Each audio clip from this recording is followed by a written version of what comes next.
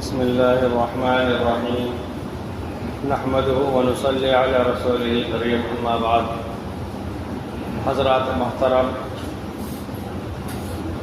اصلاً یہ وقت کوئی تقریر و خطاب کا نہیں ہے، 3 باتیں صرف گزارش کرنی ہیں، وہ بھی اس مناسبت سے کہ ہمارے قدیم ترین نیک صالح پابند اوقات حضرت امام صاحب زیدہ مجدہم ایک طویل عرصے کی خدمات انجام دینے کے بعد ہم سے جسمانی طور پر وداعی لے رہے ہیں، اور دلوں کے اندر تو الحمدللہ ہیں اور رہیں گے۔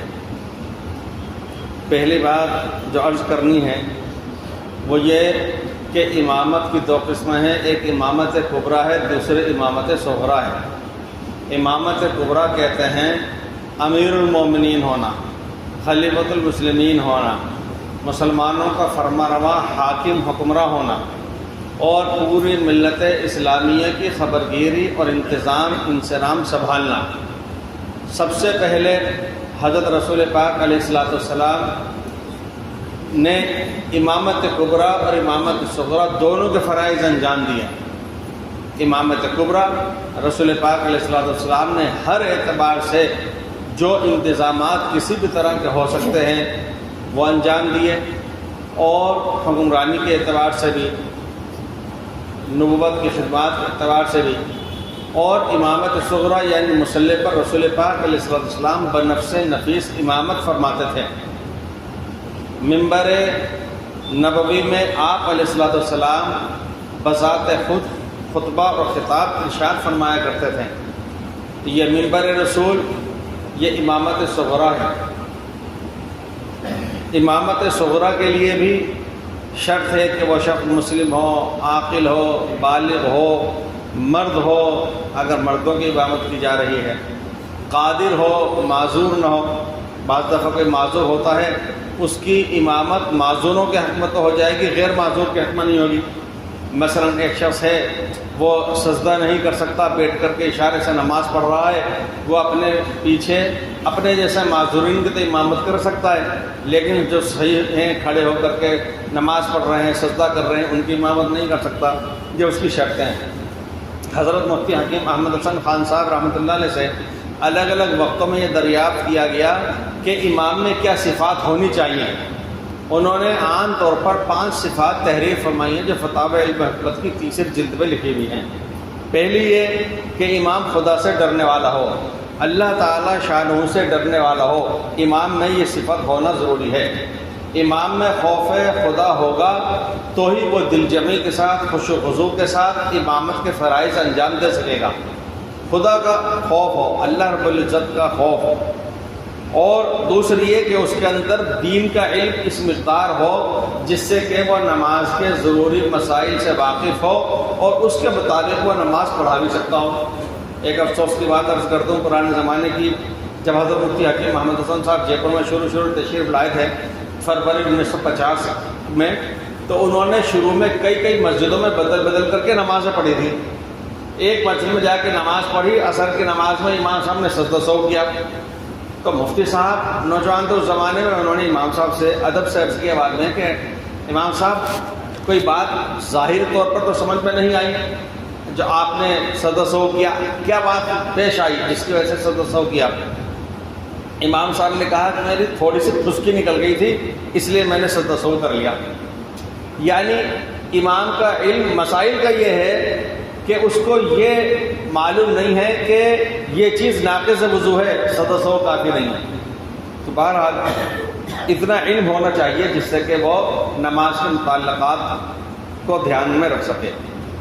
ایک یہ کہ وہ اخلاق حسنہ کی خوبی سے آراستہ پیراستہ ہونا چاہیے، بد اخلاق نہ ہو، بد مزاج نہ ہو، اس کے چہرے کے اوپر مسکراہٹ ہو، جیسے کہ حدیث پاک میں آتا ہے کہ رسول پاک علیہ الصلوۃ والسلام جب کبھی کسی سے ملاقات فرماتے تو چہرہ انور کے اوپر بشاشت، مسرت کے آثار نظر آتے تھے۔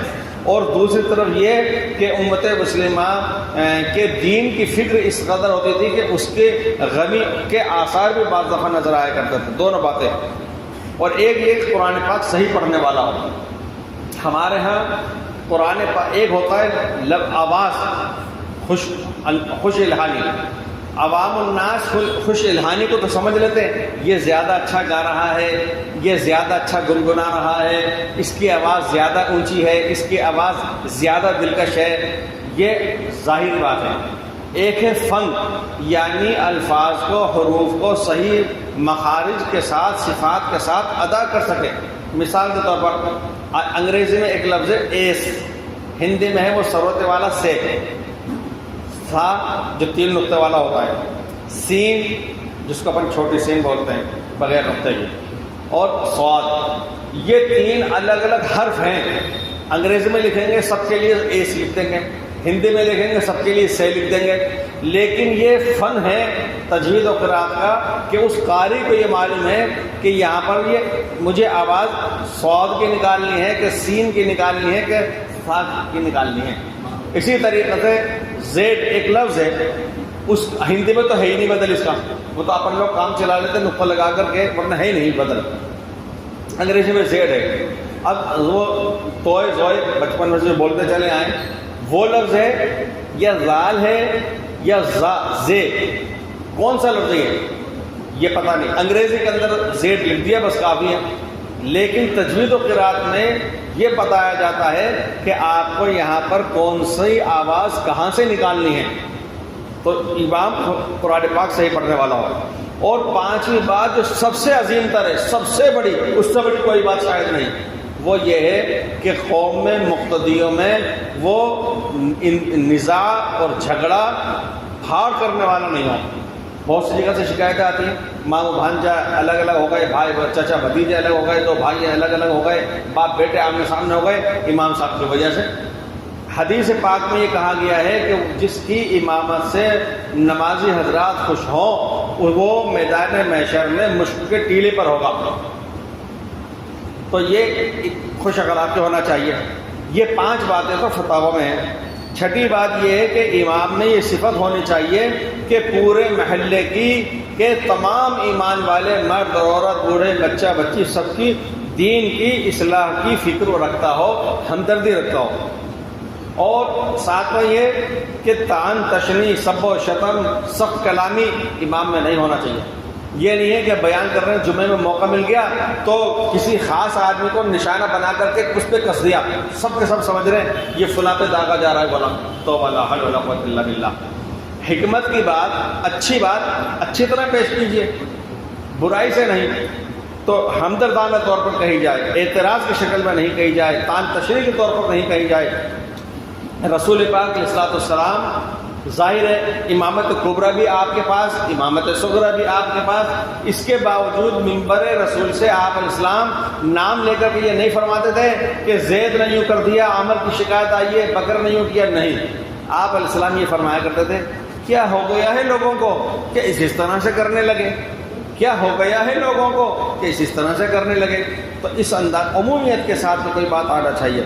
اور ایک 8ویں بات یہ کہ حتی الامکان سنت کی پیروی، ہر عمل میں سنت کی پیروی کرنے کی کوشش کرے. 9ویں بات بازاروں میں چوپالوں پہ چوراہوں پر نشش برخاست اپنی نہ رکھے، اس سے بچنے کی کوشش کرے. اور ہم سے مقتدیوں سے کمیٹی سے متعلق جو باتیں ہیں ان میں ایک بات یہ ہے کہ جو معین مقرر امام ہیں اس کو یہ سمجھ جائے کہ ہمارے لیے سب سے اعلیٰ سب سے بہتر یہی ہیں. حضرت گنگوہی رحمۃ اللہ علیہ فرمایا کرتا تھا اس کا امام کا حق ہے، اگر امام حرم بھی مسجد میں آ جائیں، دنیا کی کسی بھی مسجد میں، کسی بھی گلی کوچے کی مسجد میں اگر امام حرم بھی آ جائیں، مسجد نبوی کے امام بھی آ جائیں، شیخ الحدیث سب سے بڑے دنیا کے آ جائیں، اور صدر معظم جمعیت کے جماعت کے کوئی بھی آ جائیں، موجودہ مقرر جو بھی امام کمیٹی نے محلے والوں نے رکھ رکھا ہے اس کی موجودگی میں کوئی بھی افضل نہیں ہے. اب اگر کوئی نماز پڑھائے گا تو امام کی اجازت سے تو پڑھائے گا، حق اسی کا ہے امام کا. ایک یہ، دوسری بات ایک یہ کہ امام معین وہ حقدار وہی ہے نماز کا. حضرت گنگوہی مولانا رشید احمد گنگوہی رحمۃ اللہ علیہ یعنی حضرت مولانا الیاس رحمۃ اللہ علیہ کے جو شیخ رہے ہیں انہوں نے یوں فرمایا، ان کے شیخ تھے حضرت حاجی امداد اللہ مہاجر مکی رحمۃ اللہ علیہ. حضرت گنگوئی نے فرمایا کہ اگر کسی مجلس میں حضرت خواجہ جنید بغدادی موجود ہو اور حضرت خواجہ شبلی بھی موجود ہو اور ہمارے پیر حاجی امداد اللہ صاحب بھی موجود ہو، ہم نہ حضرت خواجہ شبلی کو دیکھیں گے نہ ہماری نظر خواجہ جنید بغدادی کی طرف جائے گی، ہم تو اپنے پیر حضرت حاجی امداد اللہ صاحب کی طرف نظر رکھیں گے، بھلے ہمارے پیر ان دونوں کو دیکھتے رہیں، ان دونوں کی طرف متوجہ رہیں، ہمارے لیے تو پیر یہی ہے، ہم تو ان کی طرف دیکھیں گے۔ تو ہم امام کی مقتدی نمازی تمام حضرات ایسے عزت و احترام رکھیں، اس کو امام تسلیم کریں، زبان سے بھی تسلیم کریں، عمل سے بھی تسلیم کریں اور دل سے بھی تسلیم کریں۔ جو بھی کوئی امام ہو اس کو زبان سے، عمل سے، دل سے تسلیم کیا جائے۔ تیسری بات یہ ہے کہ امام کی غیبت اور بدگوئی کسی کے لیے بھی بنائیں۔ حضرت مفتی اعظم محمود حسن گنگوئی رحمۃ اللہ علیہ نے فتاوی شامی علامہ ابن عابدین کی کتاب ہے، اس کے حوالے سے بیان فرمائی کہ غیبت کی 5 قسمیں ہیں۔ ان میں سب سے آخری 5ویں درجے کی غیبت یہ ہے کہ مثال کے طور پر آپ کسی کی تعریف کر رہے ہیں، بھئی فلاں شخص زید بہت نیک ہے، عمر بکر صاحب بڑے خوبیاں ہیں، میں بیٹھا ہوا سن رہا ہوں، میں اپنے دل میں کہوں، اپنے دل میں سوچوں ہاں مجھے معلوم ہے، یہ غیبت کی 5ویں آخری درجے کی قسم ہے۔ یعنی زبان سے کسی سے نہیں کہا کہ تعریف سن کر کے اپنے دل میں یہ برا خیال آیا کہ ہاں مجھے معلوم ہے کیسا ہے، یہ غیبت کی آخری 5ویں درجے کی قسم ہے۔ تو غیبت تو ہر ایمان والے کی بری ہے، لیکن خاص کر امام سے متعلق کوئی بھی بات ایسی کہ جو نامناسب ہو اپنی زبان سے نہیں کرنا چاہیے، نقد و تبصرہ بھی نہیں کرنا چاہیے۔ اب بھلا یہ بتائیے کہ کرکٹ کے میدان میں سب سے بہتر کون کھلاڑی ہے؟ میرا تبصرہ کرنے کا کیا مطلب ہے؟ میں سمجھتا نہیں ہوں اس معاملے میں۔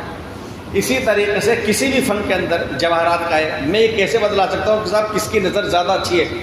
یہ تو کوئی جوہری کے لیے بتلائے، میں تو نہیں سمجھتا۔ اسی طریقے سے جو باتیں علم سے متعلق ہیں، امام سے متعلق ہیں، ہم اگر نہیں سمجھتے تو ہم امام کے بارے میں یہ تبصرہ کیوں کریں کہ یہ قرآن صحیح پڑھ رہا ہے کہ نہیں پڑھ رہا، یہ سجدہ اچھا کر رہا ہے کہ نہیں کر رہا، یہ دعا کیسے مانگ رہا ہے کیسے نہیں مانگ رہا۔ یہ الگ بات ہے کہ اگر کسی کو احساس ہو تو ان کو چاہیے کہ وہ حکمت کے ساتھ منتظمہ کمیٹی تک بات پہنچائیں۔ صاحب اس سلسلے میں آپ ذرا توجہ کیجیے گا۔ اور ایک بات یہ ہے کہ چوتھی بات کہ امام کی ضروریات کا خیال بھی کیا جائے۔ اور 5ویں بات یہ ہے کہ انسان کوئی فرشتہ نہیں ہے جو آسمان سے اترا ہو، وہ ہمارے آپ کے اندر سے تو ہے، کسی کا بھتیجا ہے، کسی کا بیٹا، کسی کا بھانجا۔ تو امام بھی انسان بشر ہے، اگر 2-1 منٹ کبھی اتفاق سے بھولے بڑھ کے کوئی دیر سیر ہو جائے تو ہمیں ایسے موقع کے اوپر درگزر سے کام لینا چاہیے۔ آخری بات وہ یہ کہ امام کو ہم لوگ یہ بھی چاہتے ہیں کہ بھائی امام کسی کا فریق بن کر کے نہیں آوے۔ 2 آدمیوں میں اختلاف ہے، بھائی امام نہ اس کی حمایت کرے نہ اس کی حمایت کرے، نہ مخالف بنے نہ موافق بنے کسی کے لیے بھی۔ تو ہمیں بھی یہ چاہیے کہ ہم اپنے ذاتی پرسنل معاملات میں امام کو زبردستی کھینچ کر کے طرفدار بنانے کی کوشش نہ کریں۔ یہ بات ختم ہو گئی۔ اب امام صاحب دامت برکاتہم ہمارے آپ کے مخدوم مربی محسن سے متعلق میں یہ گزارش کر دوں کہ دیکھیے حدیث میں یہ فرمایا گیا ہے کہ اللہم ارشد الائمہ، اے اللہ اماموں کی رہبری فرما، واغفر للمؤذنین اور اذان دینے والوں کی مغفرت فرما۔ اور ایک حدیث میں فرمایا ہے کہ الامام ضامن والمؤذن مؤتمن، امام ضامن ہوا کرتا ہے، وضو ٹوٹا امام کا سارے نمازیوں کی نماز چلی گئی، امام نے ناپاک جانماز کو نماز پڑھا دی، امام کے نہیں سب کی نماز متاثر ہو گئی۔ امام سے کوئی سجدہ سہو کا فعل صادر ہوا تو سارے مقتدیوں کو سجدہ سہو بھی کرنا پڑ رہا ہے۔ تو امام ضامن ہے۔ اور حدیث میں یہ بھی فرمایا گیا ہے کہ چھٹ پٹ بات اگر کمی کوتاہی ہو بھی رہی ہے تو وہ امام کے سر ہے، میدان محشر میں نمازی حضرات کو تو ثواب ہی ثواب ملے گا۔ اور مؤذن کے لیے کہا گیا کہ مؤذن وہ ہوتا ہے جس پر اطمینان کیا جاتا ہے، وہ امانت دار ہوا کرتا ہے۔ آپ سے اگر کوئی بھی کہہ دے روزہ افطار کر لو، آپ نہیں کر رہے ہیں، لیکن جیسے مسجد سے آواز لگی مغرب کی، رمضان میں خاص کر، تو جیسی اذان لگی پورے محلے کے مرد اور عورتوں اور بڑوں بچوں سبھی نے روزہ افطار شروع کر دیا۔ اس کا مطلب یہ کہ وہ اس کو امانت دار سمجھ رہے ہیں مؤذن پر اتنا۔ تو بہت خوشی مسرت کی بات ہے، ماشاءاللہ 31-32 سال ہمارے آپ کے درمیان امام صاحب نے خدمت انجام دی۔ یہ بہت ہی خوشی مسرت کی بات ہے۔ دیکھیے وقتی طور پر تو ماہانہ وظیفہ ادا کرنا بہت آسان ہوتا ہے، لیکن امام صاحب کی اس ودائیگی پر آپ حضرات نے جو خیال فرمایا اور جو دلی محبت اور جذبات اور احساسات کا آپ نے اظہار فرمایا، ایسے موقع پہ ایسا ہونا چاہیے۔ میں نے تو تقریباً 40 سال پہلے یوم 40 سال ہو رہے ہوں گے، کلیان جی کے راستے میں جالی والی مسجد کے وہاں ایک امام صاحب تھے، انہوں نے بھی 40 یا 50 سال تک امامت کی خدمت انجام دی تھی۔ اس دور کے اندر باقاعدہ مقتدی حضرات نے بڑے پیمانے پر ایک پروگرام رکھا تھا، بہت اہتمام کے ساتھ اور بہت اچھی طرح سے ان کی خدمت بھی انجام دی تھی۔ بہرحال یہ بہت بہتر طریقہ ہے، ہمیں آپ کو ان 32 سالہ خدمات کے پیش نظر واقعتاً یہ عمل کرنا ہی چاہیے تھا۔ یہ کمیٹی کی فراخ دلی ہے، محبت ہے۔ پروردگار عالم آپ حضرات کا بھی ترقی عطا فرمائے۔ ایک عرصہ دراز کے بعد یہاں پر حاضری ہوئی ہے اور ماشاءاللہ جس انداز سے آپ حضرات نے مسجد کو بڑا بھی کیا ہے، کشادگی بھی کیا ہے اور نمازوں کے رات کا بھی خیال فرمایا ہے۔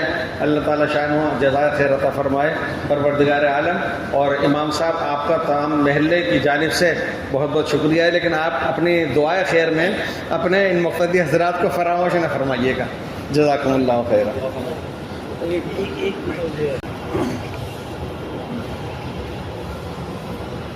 اللهم صل على سيدنا مولانا شفيعنا وحبيبنا محمد وبارك وسلم. اللهم صل على روح سيدنا محمد في الأرواح. اللهم صل على جسد سيدنا محمد في الأجساد. اللهم صل على قلب سيدنا محمد في القلوب. اے پاک پروردگار لطف و کرم کا معاملہ فرما، عافیت و سلامتی کا معاملہ فرما۔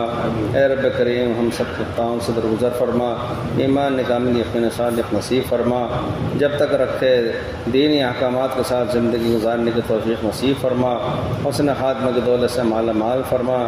اے رب کریم ہر ایک کے جائز مقاصد کو پورا فرما، جائز تمناؤں کو پورا فرما، ہر طرح کی آفات بلیات سے حفاظت فرما۔ اے رب کریم بیماروں کو شفا نصیب فرما، اور جو پریشان حال ہیں ان کی پریشانی کو دور فرما، جو ناجائز مقدمات میں محفوظ ہیں ان کو باعزت رہائی نصیب فرما۔ اے رب کریم امام صاحب محترم کی خدمات عالیہ کو اپنی بارگاہ عالی میں قبول فرما۔ اے رب کریم اے پاک پروردگار تمام ایمان والوں میں آپس میں اتفاق، اتحاد، محبت عطا فرما۔ اے رب کریم آپس میں محبت عطا فرما۔ حرمین شریفین، تمام اوقاف، مساجد، مدارس، مراکز، مقابر، خانقاہوں کی حفاظت فرما۔ اے رب کریم ہر طرح کی عافیت فرما، ہر طرح کے شرور اور فتن سے حفاظت فرما۔ اے رب کریم جو مانگا ہے اپنے لطف و کرم سے نصیب فرما، جو مانگنے سے رہ گیا ہے بلا استحقاق اس کے لیے بھی فیصلے صادر فرما۔ ربنا تقبل منا انک انت السميع العليم وتب علينا إنك أنت التواب الرحيم برحمتك يا أرحم الراحمين۔